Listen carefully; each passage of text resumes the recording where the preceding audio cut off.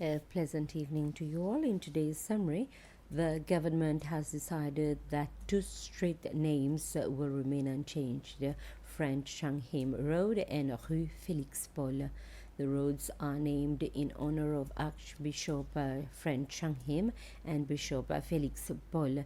It should be recalled that in 2021, the LDS administration established a committee to review street names in Victoria and across the country, particularly those associated with political events. More recently, the cabinet of the United Seychelles administration also undertook a review of street names, especially in and around Victoria. During the review process, concerns were raised that certain streets should not be renamed because they commemorate respected and notable individuals. Speaking during the debate on the TRNUC bill in the National Assembly on Wednesday, Vice President Sébastien Pillet announced that French Changhim Road and Rue Félix Paul will retain their current names.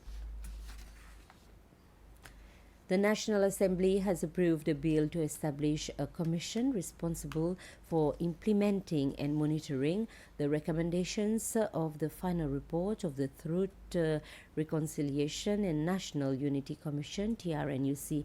The bill was approved with the support of 17 United Seychelles members, while LDS members abstained from the vote. During the debate, members of the United Seychelles Party spoke in favor of the bill, describing it as an important step towards national reconciliation. LDS members raised concerns over compensation payments, arguing that the cost would be borne by the government rather than by United Seychelles Party, which they said was linked to many of the violations identified in the TRNUC report. Presenting the bill, Vice President Sébastien Pillet said the Commission will continue the work started by TRNUC, describing it as a demonstration of the government's commitment to national unity and reconciliation. The Seychelles Media Commission has raised their concerns over several provisions of the proposed SBC bill, despite describing the legislation as broadly consistent with the constitutional principles.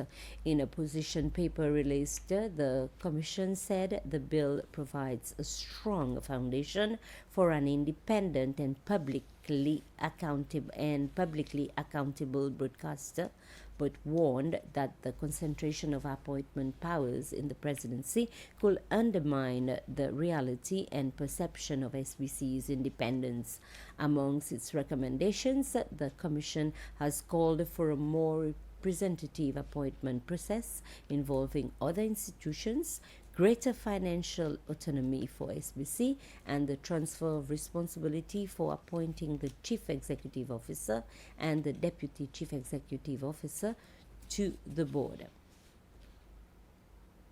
A memorandum of understanding aimed at strengthening regional cooperation against illicit drug trafficking and transnational organized crime was signed by the Regional Center for Operational Coordination, RCOC, the United States Drug Enforcement Administration, DEA, and the Regional Maritime Information Fusion Center, RMIFC.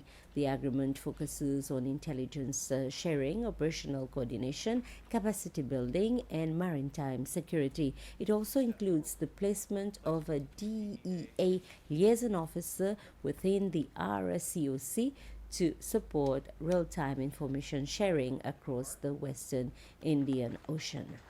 Today's agreement represents far more than a document.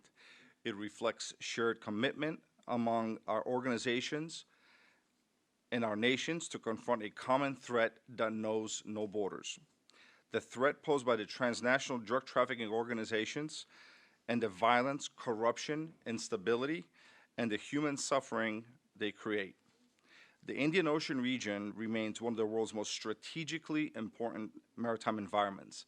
Unfortunately, it is also increasingly exploited by criminal networks trafficking narcotics across continents, destabilizing communities, and funding broader criminal activity. No single nation or agency can confront these threats alone. By working together, we enhance not only regional security, but also the safety and well-being of our citizens and our communities. As part of activities marking the 20th anniversary of the Seychelles Institute of Technology (SIT), a group of former teachers and directors of this professional center have been honored, and the recognition also included founding members who have been associated with the Institute since its creation, including its transition to a new name and relocation to its current site. Additional activities are scheduled throughout the week to celebrate the milestone anniversary. And that was the news. Thanks for watching.